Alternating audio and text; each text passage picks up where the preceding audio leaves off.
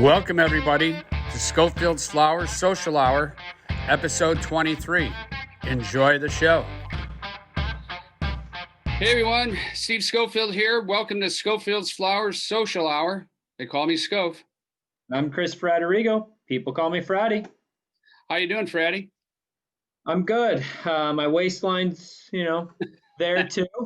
Nice, feast with Thanksgiving over the weekend. I feel like I've been snacking and eating more junk food and drinking more. So I've definitely put on some winter pounds here. So I'm gonna have to get myself back in shape. But how's everything with you, Scof? Yeah, well, I'm right there with you, Fratty. I swear to God, man. It's like I woke up this morning and Judy said, last night we went to bed about 11:30. She said, oh, by the way, the housekeeper's coming at 8. I'm like, who does that? I'm like on a Monday, but it did get me up.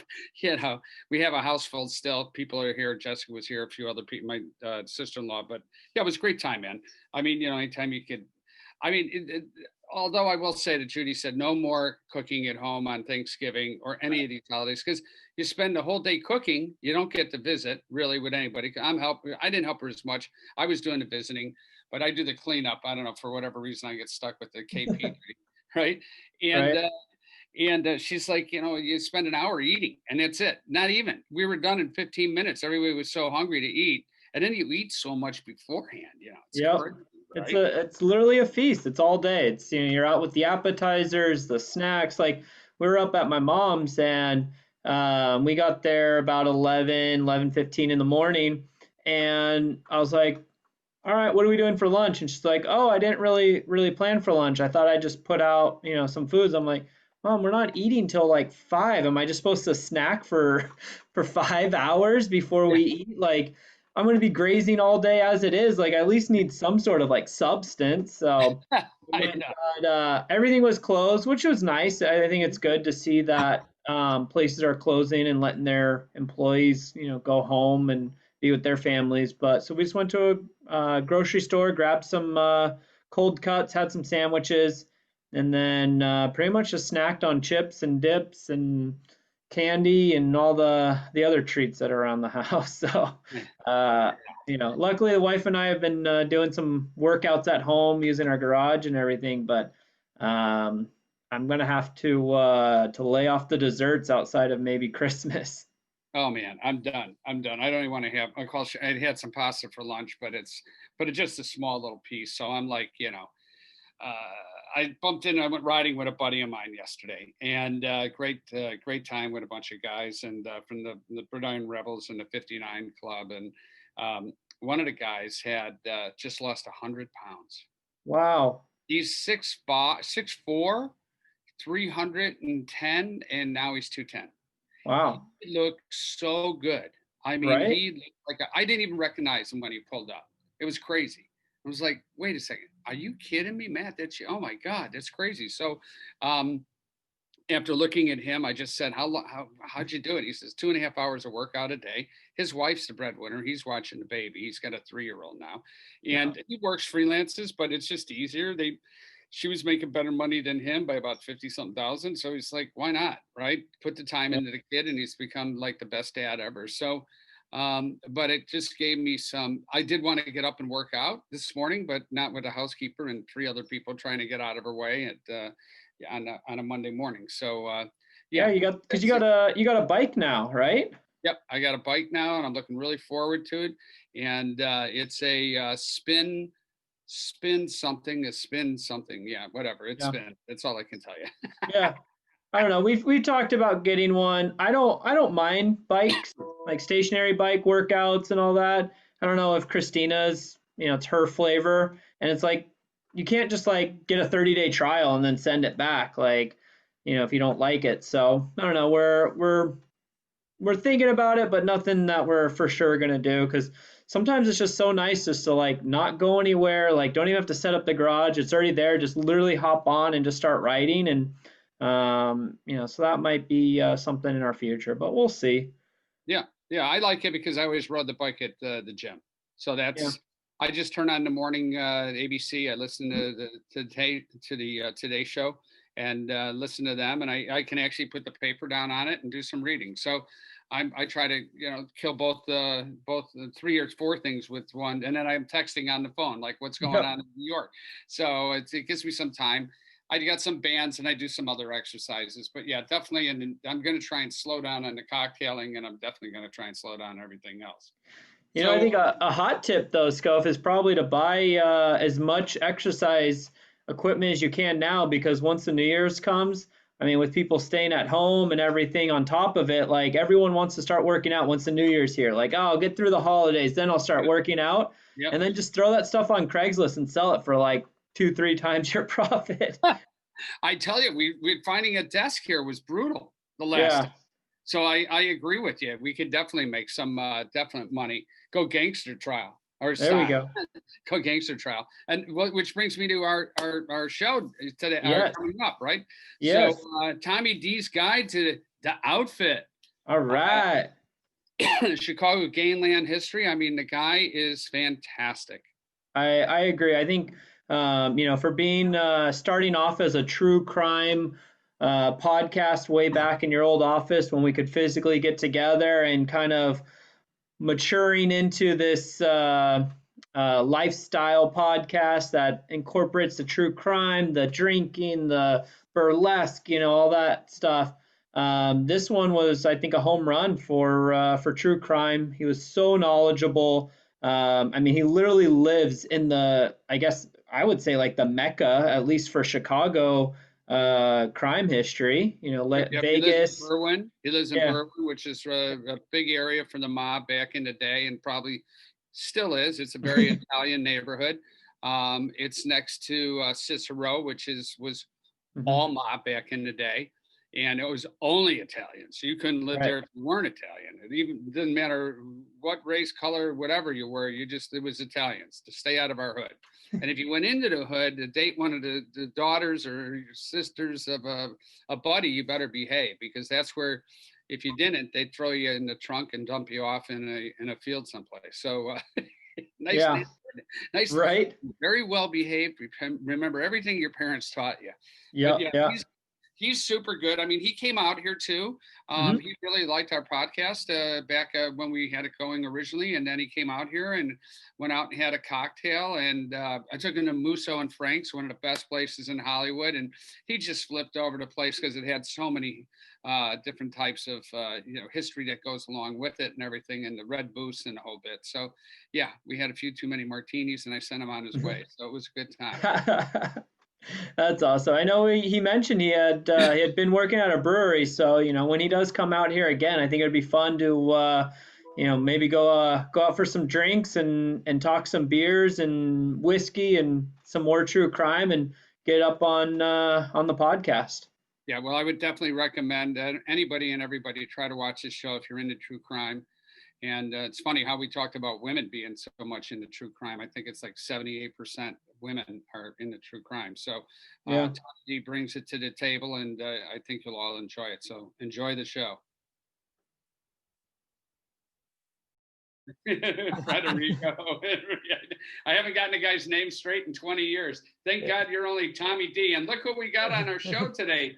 We've got Tommy D from Chicago Gangland History, and his IG is Tommy D's Guide to the Outfit. Yes. All right. Yeah. Yes. All right. Thank you. Yeah, you got him right here. Another Irishman, thank God. I'm outnumbered once again. Yeah, we got the clubs. We're just beating you on top of the head. A lot of us out there. Yeah. Although just recently the Irish, they went down, 94 years ago when us Italians took out Dino Bannon in the flower shop. So, right now I'm feeling good about us Italians. That's a very long time ago. Yeah, thanks for sharing that. It was perfect timing, Tommy. Yeah. I mean, it's hard to stay up to date and everything. It's something that I should definitely have in my calendar for both of us. But So Tommy, tell us about your Instagram and your following, and how you got started and everything, and to really into the mob and showcasing it on your Instagram. And I know you're going to get out there and do some tours when things get healthy again. So yeah, tell us how you got started. Yeah, great. Yeah, man, wow. Well, it kind of all started like 15 years ago. You know, I remember just getting into gangster history, the mafia. You know, probably as everyone else did. You know, I was like, I was watching Goodfellas, and I started researching the real guys Mm-hmm. that the actors are portraying. You know, Yep. so I started. That's kind of how I started getting into the mafia as a whole, and you know, reading about those guys, and then you read about these other guys, and then you just keep, you just keep reading about different people and different things and stuff. And as a Chicagoan, I really got interested in obviously the Chicago history behind the mob. You know, they call it out here the outfit. Yeah. Um, So yeah, and just so I've just been it's like been my number one hobby.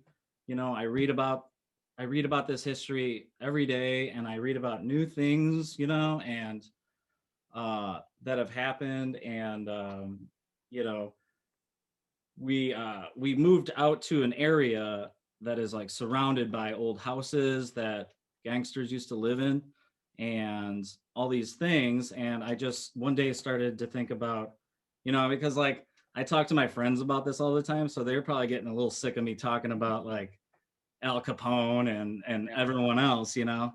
So I was just like, well, I'm just gonna start an Instagram account, you know. Like I think that's a good way to get this history across to people who actually enjoy it, you know. So, and living around it, you know, I just started kind of driving around, taking pictures of these people's houses, you know, that they used to live in, you know. Mm-hmm. And I'll do like a little story about it and everything. And it's just growing up here and hearing stories about it, like it just really kind of struck with me, you know. Like Yeah. I feel like some people are into serial killers, you know, but Yeah. I'm like not really into serial killers. I'm in like the mob, into the Yeah. mob, you know, which is kind of the same thing in some ways, right? But Yeah, no, that's great. I mean, for me as a kid, it's crazy when I think about it that I was delivering flowers to Sam Giancana. that's insane. Yeah, It's insane, right? I mean, I knew him like an uncle. I yeah. mean, I would deliver flowers to him once a week, and it would be either be at La Bastile's, which was on Superior, and or whatever restaurant. And my dad would, before we went out, would tell me, make sure you wear a pocket shirt because you're going to go deliver flowers to Sammy G. I'm like, all right, cool. And that's what we call him, Sammy G.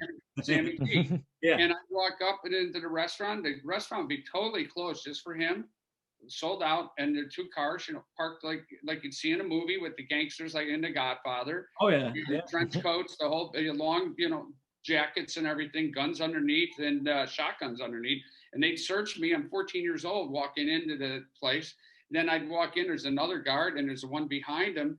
And they'd check me out, and then they'd make sure they'd open up the block. He'd always be a box of roses, so they'd check and make sure there was no gun in the box. And I mean, so I'd go in, and he'd signal, come on over, and I'd walk over, and I'd go, hi, Mr. Giancana, and he'd go like this to me, and I go, Sammy G, and he goes, and who calls me that? My father. And I'd go, my father and I. It would be like every day, every time I ever saw him, it was a routine, it was like a comedy routine, right? And then he'd say, all right, kid, you've been good? Yeah. He's give the flowers to the dame. He always called the girls the dame. And they were just bursting out of their dress, looking, smoking hot, like Marilyn Monroe, who he dated and might have even killed, and along with the Kennedys, right? Right. And a lot of people don't know that. When I tell them that, they're like, really? And I'm like, yeah, they put him in office, and then he went after him. And so they said, get rid of him, right? Oh man, his story is just, it's so crazy, like his dealings with all that, and just, I don't know. And by the time you delivered flowers to him, he was probably a very worried guy, like he was probably very paranoid, I'd say, but he had all this crap under him, like up until that point. Yeah. So I can only imagine, but that's so. What is some of the crap? Do you know? I mean, what are some of the things that you know? Well, the supposed involvement to try to kill Fidel Castro. Right. The whole Kennedy thing, him and JFK dated the same woman. at the same time, I believe. I'd have to check. And Joe and Bobby too. Oh, it's insane. She was Yeah, being, apparently. I mean, I'm sorry to say that, but that's the true story of it. Yeah. Yeah. Apparently, you know, the father, Joe Kennedy, was a Yeah, he was a major bootlegger. Yeah. That's where they made all their money. Yeah, I was just gonna say, like, that's probably made a lot. Yeah. It was a good payday for sure. Yeah. Yeah. So, prohibition, man. That's just crazy. It's crazy, right? I mean, for me, it was like, you know, I give the girl the flowers, and then he'd look at me, and he'd go, "Junior, eyes left." I'm like, sorry, I got carried away. You know, I'm looking at this, you know, like I look like the Mask where the eyeballs are flying. Yeah. Oh yeah, for sure. Part 2, yeah. He'd ask me if I was good, and I say yeah, and then lean over and he'd give me one of these on the face and tell your old man I said hi, and he'd slip a hundo in my pocket, a C-note every time, and he had a wad of cash like this because there were no credit cards then. Oh no, no. There were no. It was always cash on everything or check, right? Yeah. And so I'd go, and before I leave, sometimes you say, hey, Junior, come here. I want you to drop this off down the street at the cleaners. And I'd be dropping off a yellow envelope at the cleaners. You know, who's going to stop me, right? And it was right down the road. So I don't. And when I was a kid, and then he'd throw another hundo in my pocket. Of course, So of course. It's crazy. So and then we would go to Adolph's, my godfather owned, which was a great Italian restaurant right in the corner of State and Rush, and State and Rush. Oh, okay, Rush Street over there, yeah. Right by right at the corner where there used to be a drugstore. Now there's a drugstore, I think. Yeah. But I mean, it was like going to Gibson's. Yeah, steakhouse, right? But back in the day, it was more red booths and everything. Everybody had a booth, and they had the tables in the middle. And, smoking cigars at the piano. Everybody had a top hat on, or a hat like like Fratty has on. And then it was, and men wore suits and ties and jackets. They went out, and the women were dressed to the nines. You don't see that anymore. Maybe in Chicago you can see it. Well, now especially. Yeah, that's why you haven't seen. That's why I came out with the new smoking jacket, which I don't know if you've seen. I think I saw a picture of that. Yeah. Yes, but maybe not now. Maybe in the summertime. Yeah, all the Chicago dames, they'd be looking pretty fly. You know what I'm saying? Yeah. Hey, Tommy, social media is big now. Whether it's for your own personal branding, whether it's a company or something like yourself who turned a passion into an Instagram account. What are some of the things that you look for? Or how do you plan to like curate your Instagram of when to post, how often to post, that kind of stuff? That's a good question. And since my wife she does that for a job, social media, I actually have many questions for her. But there'll be sometimes where she'll come to me and she'll ask me if like I, have like my Google Calendar, I have posts scheduled in my calendar and stuff, and she came to me and asked me if I did that, and I was like, I'm a step ahead of you, so yeah, like I kind of I figure out dates. Like I'll do mugshot, like if there's a mugshot and there's a date on it, I'll put that for a future post, and I'll write out my content ahead of time, and I'll just copy and paste, so I definitely think ahead when I do this stuff, but sometimes I'll just go on location somewhere and do the post right there. So it's kind of planned out, and it's also kind of random. Now, nice. If you're going to do the tours eventually, hopefully, like maybe summer next year. Yeah. Would you do it in what would you be in a regular car, or you get an old 20s car, or that would be the cool thing. Get an old Econoline, Yeah, do the Econoline, okay. So I have a van, but it only has like, it's got 4 seats total. Right.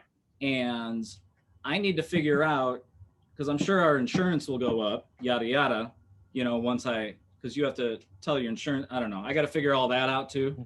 Yeah. Those purposes. But I would probably just start off in one of our cars, taking small groups of 2 or 3 people. Right. Because I can only fit, 3 people in the car with me. So I would probably have to start off like that. If I started making some money, then I would rent like a bigger van. with more seats, you know, because I've talked with other people that sort of do that sometimes here in Chicago, and they're like, yeah, we rent the car and a driver, but I would just be doing the driving. Yeah. But yeah, I mean, that's, man, since I had it all planned, like I have different routes planned out with different stopping points, you know. So I pretty much planned all this out, and then COVID hit. Yeah. So, but that is definitely the main objective, you know, I want to do with this account is kind of give tours and have that option as well. So you mentioned earlier, you know, kind of just you're watching Goodfellas and then you start looking up people. Yeah. You know, where are some places that you're able to, you know, find out some of this information? I mean, it sounds like you're able to really get into some deep knowledge instead of just like surface level, like, okay, this person lived here, this person died here. You know, you kind of seem to get that deep inside scoop. What are some, you know, places that you're looking up knowledge, or, you know, and then especially where are some places people who want to get into it can start looking themselves? You know, the deep dark web of gangsterdom. No, you know, there's the obvious, real quick ones. Wikipedia. You know, like when I started looking them up, it was it was just Wikipedia and stuff like that. I really got into this website called My Al Capone Museum. Oh yeah, I've seen that. That's really good. Yeah, it's Mario Gomes is his last name. Gomes. Right. Yep. Yeah. But that was a very early one for me to dig deep in these things, and then recently getting the archive subscription from the Chicago Tribune. Okay. That's a really good source to dig deeper, because you can get addresses of places where something went down, you know, and you can go to that location, and if it's still standing, you can there's something interesting there, you know. But so I mean, when I kind of joked about the dark web of gangsterdom, I mean, you can really dig deep if you have the time. You can really kind of go, and then stories start to match, you know. Yeah. You know, people aren't really lying about anything, or not lying, but like, you know, I don't know, but and then you can go and you can look in the newspaper and then match something that way, and then you're okay, this must be true. So he must have definitely lived here, or, you know, obviously the St. Valentine's Day massacre took place what's now a parking lot, you know, like, but you can see that the building next to where the massacre happened is the same today, you know, and all these things. But yeah, you know, I just really read about it every day, and it's kind of amazing how far you can dig to find information. Well, when I talk to people, when I start talking about like Sam Giancana and stuff like that, and I tell them like, yeah, he probably got the Kennedys killed and blah, blah, blah. And they're like, what? I have no doubt. They think I'm bullshit. And I'm like, well, just look up Sam Giancana and you'll see it. You know, I mean, I don't know what else to tell you. Very well known. The newspapers of the day reported it quite extensively, you know, and it's just well known. You can talk to, I mean, his house is like 4 blocks away from me where I live. Yeah, I saw it. And I like that you have the cemeteries and the houses. And the houses, yeah. They started, that's, what are those? They're called highlights on your Instagram. They're called highlights on your Instagram. Yeah. So like, I'm going to do that one. And then I'm going to think of a couple other ones, you know, like, I don't know. Well, we'll see. Yeah. I started doing that and kind of making it like a consistent, like it all kind of ties together. So, but I mean, this house is like the house for Giancana. That's where he was killed. Yeah, he was killed in the basement, and it's right there. You know, like I drove by it the other day because I take my kid to a park right there. Right. There's a park down the street, so I take my kid to that park, right? So like I drove by it, and there was like a family unloading groceries in the basement door, and I'm like, whoa, dude, obviously they know. Yeah, and yeah. And when I go to these, it's so long ago. Yeah. When I go to these locations, like I'm not like, hey, did you know did you know that an old gangster was killed in your basement or something? Like, I don't do that, like if I take pictures of people's houses, like I go and I'm like, and I'm like, okay, I'm done, like, so I'm very respectful when I go on these location, on location and do it. So It's something that I think we miss out here, in LA, Orange County, is that, historical side to things. Because, like, I mean, Scof, I remember being in Boston and we popped into a bar and ordered some Sam Adams, and the bartender's like, oh, by the way, walk across the street. You see that graveyard? That's Sam Adams' grave. And you're like, wait, what?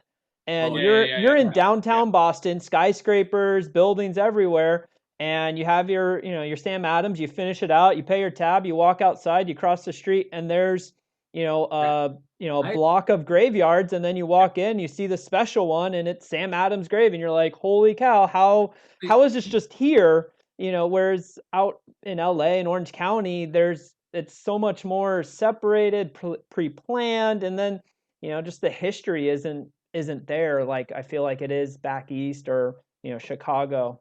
Yeah, I mean, it's I mean, where Beverly Hills, you got like where Bugsy Siegel was killed. Yeah, I'm just gonna bring that up. Siegel in there. Yeah, that's still there. What's the Mickey Cohen's bodyguard? What was his name? Was stabbed by I can't remember the name off the top of my head. Yeah, believe me, when I was last in LA, I tried to get out and go see like some of these myself, Right. Yeah. Right. But yeah, I don't know. It's just it's very odd, and I don't think I would have found out that they all these houses still stood of where they once lived if I didn't move out to like Berwyn. Mm-hmm. Yeah. Technically, I'm in a suburb of Chicago, but we're like 20 minutes from downtown. I mean, that's gangster heaven right there. Berwyn, Cicero. Yeah. What is it? Forest. Where is it? In Oak Forest. Oak Forest. There's Forest Park. Right. River Forest. Wait. Yep. River Forest is where like Accardo had 3-4 houses. Yep. Yeah. It's crazy, and like you find all this out in the Tribune archives. It's like it's so weird back in the day that they would put in the newspaper where these guys lived. Yeah, that's crazy. Like, yeah, right. And it's like they wouldn't do that these days. No, not at all, not at all. But I mean, I can go and find these places now. Yeah. The talk about Meyer Lansky and that too. Bugsy Siegel's partner. They're making a movie now called Lansky. I've heard of this. Yeah. And I actually heard of it because I started watching Boardwalk Empire again. Right. During quarantine. So like now I'm starting to read about more New York stuff again because I'm watching that. But yeah. And then I heard about that. It's a movie about them two, correct? Yeah. Yeah, it's about them too, and Harvey Keitel plays Lansky. Oh, nice. Yeah. Well, he's kind of short on the shorter side, So I know Meyer Lansky was quite short. So yeah, so it's going to be. I was actually at the. I didn't realize that it was being made. I was at a meeting yesterday, and Jeff Rice is the guy. His name's the producer in Hollywood. Been doing a lot of movies and everything. He seems to like the mob movies and everything. Yeah. And I got talking with him. He says, yeah, I told him who I was. He goes, oh, well, we're making Lansky right now. I mean, it's already done. It's in post-production and ready to go pretty much. So, cool. Yeah. So, and then I'm all for more mob movies. Yeah, right. I mean, it's a great story about Vegas and the Flamingo Hotel, which Fratty and I have yet to plant our flamingo. No, but I did stay there. 2 years ago in March. Okay. So a little over 2 years ago. So long story short, my wife and I got married, and we had this nice Cancun honeymoon planned. And a week before, we found out she was pregnant. Yeah. And they have the Zika virus, so we decided not to risk it. Luckily, everything was either through like timeshares or use points to purchase it. So we got, everything taken care of. And then we're like, hey, we have time off. Let's do something. And it was, late February, early March, something like that. And so we're like, where's there decent weather for us? And so we went to Vegas and Yeah. happened to stay at the Flamingo. That's And amazing. it was perfect. She loves flamingos, so it worked out there. We got to go see the flamingos. We got to stay in the Flamingo, and I just missed out on Scof coming. Yeah. He could have been a third wheel. I love the after we started talking about the flamingo and everything. It was, yeah, because this was well, our anniversary will be in January this 2 years, so it was a little over a year and a half ago or so. Yeah. So we had this whole running gag about going to Vegas with the show and planting the flamingo there and on the grounds and everything. So it never happened. But like the garden in the middle of it is beautiful. Yeah. Oh, it was really nice. Apparently, that's where the original Flamingo building was, like where the garden is. I think I heard. I'm not sure, but. It was great. Pool was really nice. And then I like how you walk out of the front of it and you're in this like strip mall area. And so you're just walking down the strip mall. They have Gorin Brothers hats there, hat stores. So you can go try on some nice hats. A lot of restaurants and bars there. So you're popping in. There's this one called like the Americana or something. And they had like a buy one, get one canned beer. So I'm walking over there. Wife can't drink, obviously, now. So I'm buying one for myself and getting the free one for myself. So I'm double fisting down the strip and, just enjoying some Vegas. We went to a tiki bar there. And so it was a great time. Yeah, Vegas. I went with my wife when she was working. She worked on the American Ninja Warrior show. And I went there with her, and it was like 120 degrees in Vegas, and it was insane. And I actually went on a tour with Frank Collada. You know Frank Collada? Sure. He took my wife and I on a private tour. Wow. Around Vegas. Yeah. It was it was insane. But that's for a later time, maybe. Yeah, well, I mean, and then you went to you went to the Mob Museum too? Did you guys check it out? Oh yeah, we definitely went there. That was pretty amazing. It was probably the longest I've spent in a museum ever. Yeah. I mean, it's pretty. I mean, to see the wall of where the guys got killed in the St. Valentine's Massacre. It's a shame that it's so funny. You talk to the younger generation now, and they have no clue about like the St. Valentine's Massacre. I mean, you barely know the Rolling Stones. Yeah, right. And I'm like, there's such good history here. I mean, this is how America was built. I mean, yes, we have tons of gangs now. And the thing I learned when I went to the Mob Museum and I had my book signing and everything there is that they had just opened up 3 new exhibits, and there are still like 6 real mob families running the country. Oh yeah. They're very quiet, They're very quiet, but there's still people running the ship, And it's interesting because it's also like then I think they have one on like the cartels and all the kind of the dealings that they're doing, and then it's like human trafficking and pirating, and you're like, it's like so what crazy, yeah. It's insane. Like I know there's still a presence in Chicago, as far as the outfit and stuff, but a lot of people went to jail. Yeah. In 2006, so it's pretty much like so. Yeah. Hey Tommy, we're talking obviously some movies and stuff. I'm curious as to what your thoughts are. Why, when they make a movie, it's almost like they're romanticizing these hardened, scary, people. Like, obviously Scof, you went up to Sammy G, and I'm sure it was a little, sketchy. Obviously you knew him, so you weren't, in the wrongs, but to everyone else, like these are people you cross the street when they're walking. You don't cross paths with them, and yet you watch a movie with Johnny Depp in it, and you're like rooting for him, like get away, get out, come on. It's like White Bulger or something. Yeah, exactly. What do you think? People what, essentially are like glorifying them and rooting for them in a sense when they make these movies. I think everyone loves like a good Robin Hood. I think Robin Hood story. I think Hollywood tends to portray them as like good guys, even though they're bad guys. And I think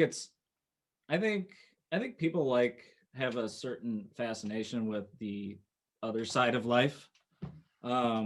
You know, and I think definitely movies definitely glorify it. I just I don't know. It's tough. It's tough for me to fathom. That's why I like it. I don't know. Well, like Bonnie and Clyde, right? I mean, Yeah. they were Bonnie and Clyde were being followed everywhere. Oh yeah. And O'Banion actually was. I mean, there were people rooting for Bonnie and Clyde, but O'Banion was very. One of the stories that I heard, well, for sure, is that O'Banion was not into prostitution whatsoever. He didn't want it on the north side. He was Catholic, and he went to church every Sunday with his wife. Yeah. And I mean, it was right across the street, right? So he was, I guess he was crossing on Michigan Avenue or Chicago, or let's see, it would have been on State Street. He was crossing the bridge. He was taking a walk, crossing the bridge, going over the river. Okay, so towards Wacker, and some car backfired, and he was with his wife. He spun around and shot at the car. The car crashed into the wall a little bit, and then he ran over there, and it was a guy. It was just a normal guy, and it's like and he hit him in the leg, and the car, has got a hole in it, and he's like, he gave him a wad of cash and said, "Sorry about that, guy, and just come on by the office and see us at the shop." So he's like, taking care of this guy. And, after he just shot him, and here, get to the hospital and get that taken care of, here's a hanky, I'll tie you a knot around your leg, right? Wow, I'll have to look that up. That's crazy. I'm sure there's a lot of stories that the history books didn't teach you, and I really like to tell different sides of the stories we all know. Mm-hmm. Like I did a post recently about, in the Tribune, they raided a house in Cicero that had an illegal still in it. Right. And that house is the same house as they had a picture of it in the paper, and it's the same house, just a black and white photo versus today, Wow. And it still stands. And I really want to like, everyone knows that, Capone lived on, the South Shore neighborhood. We've all seen that house. It's iconic. Yeah. But like I like to try to dig a little bit deeper and find other things. Yeah, I don't know. It's well, I think you brought it up earlier when I asked you about there was when O'Banion was shot, there was a black gentleman inside still in the place in the flower shop, and he got out of there through the back door. Yeah. And you mentioned, what was he? He was a porter or something like that? Yeah, he was a porter. And the Tribune mentions that he was a witness, that he actually was, and they said in the Tribune that when they were interviewing him, he was like trembling. He was terrified. Yeah. What he just witnessed. I mean, I would be too, right? Yeah.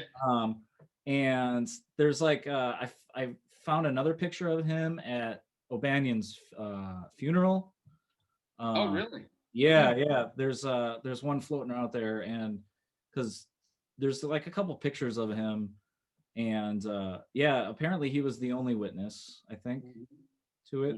But he definitely made a statement for the paper. Right. Yeah. And I think in Boardwalk Empire, I think Van Alden is that guy's character. I think the FBI agent, I think, is the porter. Yeah. On the show, but yeah, porter, is that just like another word for driver? I think. Yeah, like his chauffeur. I think it's Yeah. like chauffeur, butler. It's a Yeah. mixture of everything, right? He's this guy, drove him everywhere. Yeah, exactly. Yeah, and I knew that a long time ago, and then once I started reading more about it and getting into it, yeah, I found out that he, like made a statement, went to his funeral and all this stuff. But yeah, can only imagine. And now, did you go to that location when you came into Chicago? I didn't. Oh, you mean where the flower shop was? Yeah.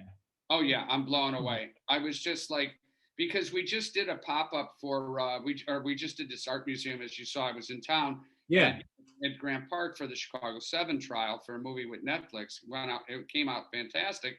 So I decided to take a little tour of the old neighborhood. Well, it's changed so much. I mean, the church is still there, and the bullet holes are still there from when Heinrich Paul Weiss got killed. But Yes.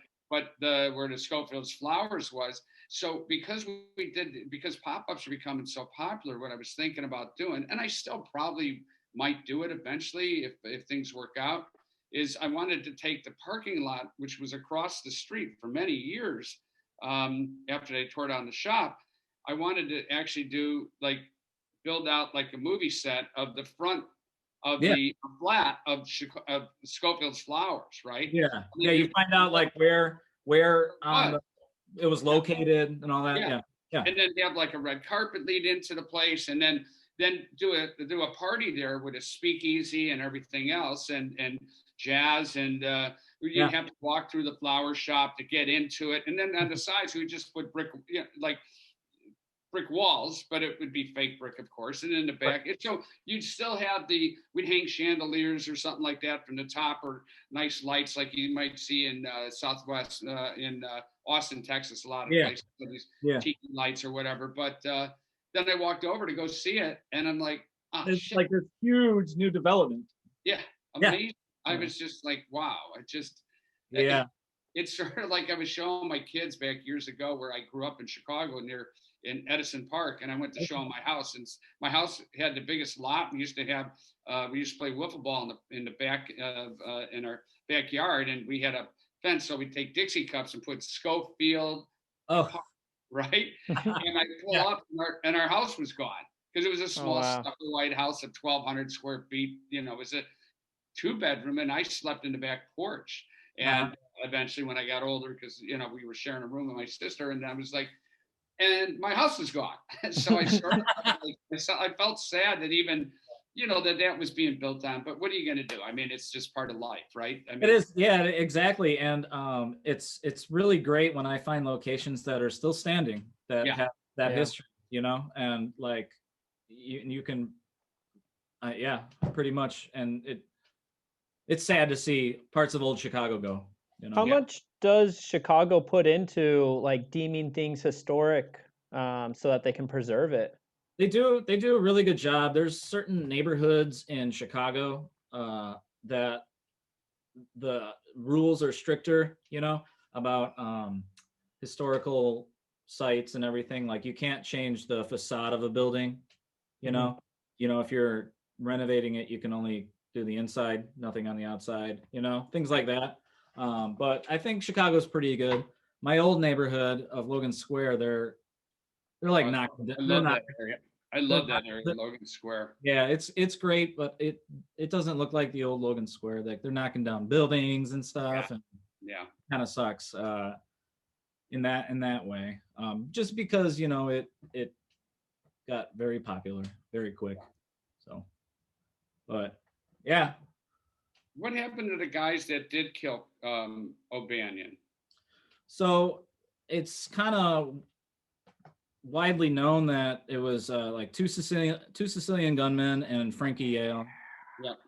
And apparently Frankie Yale was apparently killed by the Capone gang.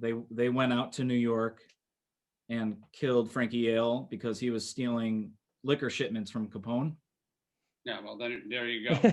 There you go. So stealing money to be a Hollywood star. Right, and Frankie Yale was apparently Al Capone's first boss in Coney Island. Yeah.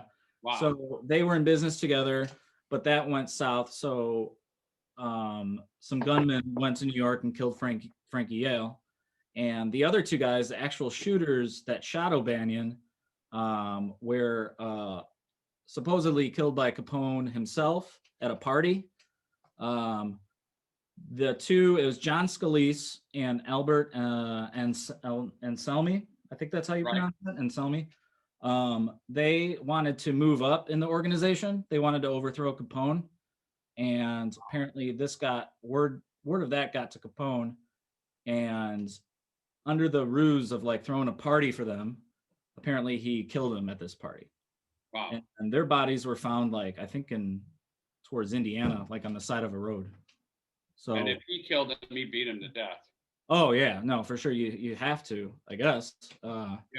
And I mean, it just goes to show, like when you lived this life of a gangster, like you pretty much were either going to jail or you were dying, you know? Well, I mean, Bugs Moran wound up being a two-bit thief, like back in what, Cleveland or in Ohio somewhere? Yeah. After the St. Valentine's Day massacre, his kind of he kind of went downhill to becoming like a burglar again. Yeah. You know? Yeah. And yeah, he died in jail, but you're right. He sunk back down to the life of a petty burglar.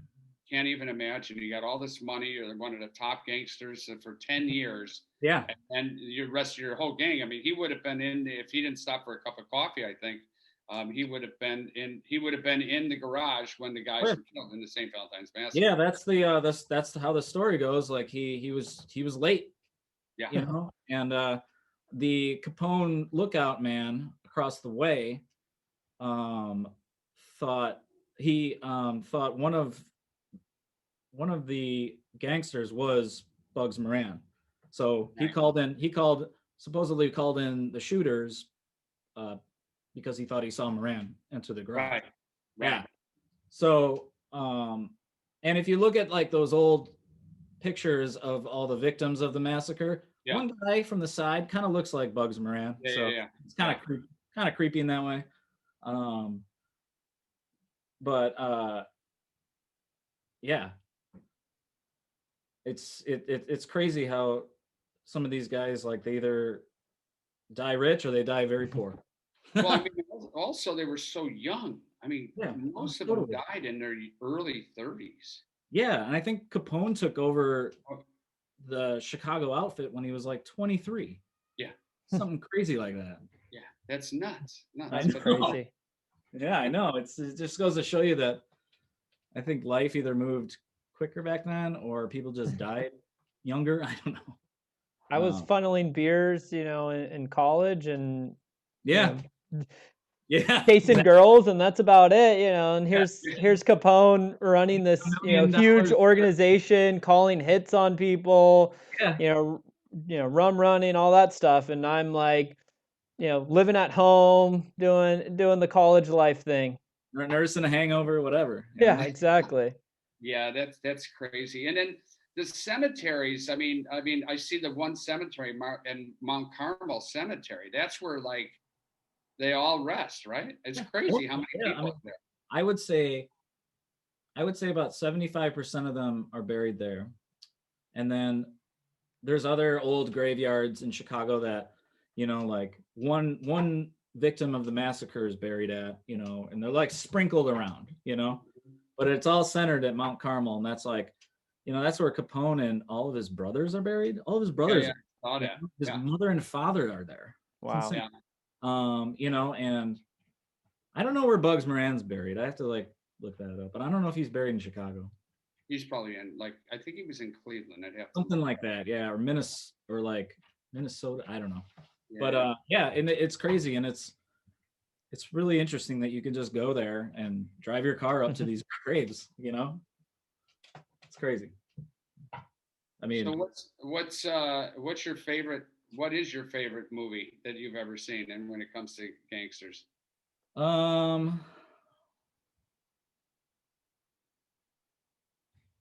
That's a great question, Scof. I'm a big Godfather fan. I'd have to say like Goodfellas. I hate to be cliche. I really like this one from 1967 called the St. Valentine's Day Massacre. That's a good one. It's like kind of a I'll have to check that one out. Yeah. yeah. It's from 1967. It's just called the St. Valentine's Day Massacre. That's a good one. And I like Casino because of the Chicago connection there. Yeah. You know, Pesci as Tony Spilotro. I mean, he does Yeah. brilliant job. And like, yeah, I mean, I could never answer that question, but I'd say Goodfellas, you know, Yeah. classic. Well, yeah. The mayor, well, now his wife's the mayor of Vegas. He was like the attorney for everybody. Oscar Goodman. Yeah. Yeah. That's just, Yeah. that's, I mean, There's no corruption going on there. nah, just like, you know, it's crazy, right? And then there's I'm working with we've had Jonathan Scott. He's a broadcaster there. He's been on the show, and he has a partner, and they have the rights to his partner has the rights to the Meyer Lansky diaries. So they have like over 700 artifacts from the mob days, like Tommy guns and the suit that Lansky wore when he came back from Israel, and just crazy stuff. The car that Bugsy Siegel used to drive, and just you name it. They actually have the diaries. So we've been talking to a guy, a producer out here, and he's very interested in talking about like how to take that to do a full-on length documentary about it, like a 10 part series. Very interesting. Very interesting. Yeah. So I mean, I think Vegas, you can absolutely still feel a little bit of with the mob museum there and with the history there, a little bit more of the mob scene than you would anywhere else right now. Yeah, and they have like the ultimate collection of artifacts and stuff, and like you can go on eBay and occasionally find like a piece of like the hotel that Capone stayed at, before he went to jail for tax evasion. They have like pieces of bricks from like the hotel, but like it would be really cool to find some actual real artifacts and everything. I think the closest thing I have is a pre-prohibition like brewery crate, like a crate that they like had bottles in and stuff, and it's like a pre-prohibition thing. But I would love to find some real things. I don't know. It's crazy about like the bricks from the massacre, and they're at the Mob Museum, and just like the story of the bricks is fascinating. They were found in Canada, right? In the basement of a home in Canada. Yeah, it was. I think one guy owned the bricks for many years, and he had a bar at one point where he put the bricks behind the urinals, and there was a plexiglass, so it looks like you're like, peeing on the bricks. Like he had them behind in his bar and behind, in the bathroom. Oh man. So weird. But I feel like they're in very good hands now. Yeah. That reminds me, Scof, we found that Instagram where some guy, he has a house in like upstate New York, and they're remodeling it, and all of a sudden they found just bottles and bottles of Prohibition era, I think it's whiskey that they had. And then they started doing some like research, and like the guy that had lived there at the time was like known for being a bootlegger and making their own moonshine or whatever at the time. And so it's like this just like corroborated and said like, yeah, he was. And here's all these like bottles from the 20s and stuff that they had. And funny enough, his partner owns a flower shop, and I'm like, Scof, we gotta get these people on the show. Yeah, that would be really cool. Yeah, that would be really cool. Yeah. So, well, listen, Tommy, it's like an hour here, and I got to get back to it on a few calls here and everything. Yeah. It's been great talking with you. It's been great.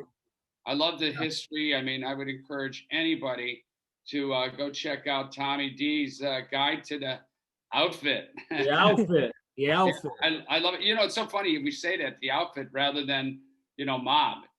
Right. Because it's called the outfit here in New York. It's called the mafia. Yeah.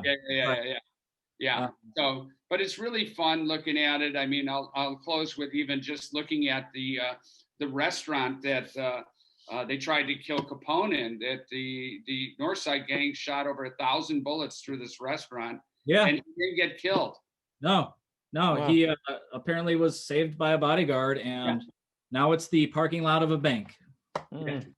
So, I know. The irony.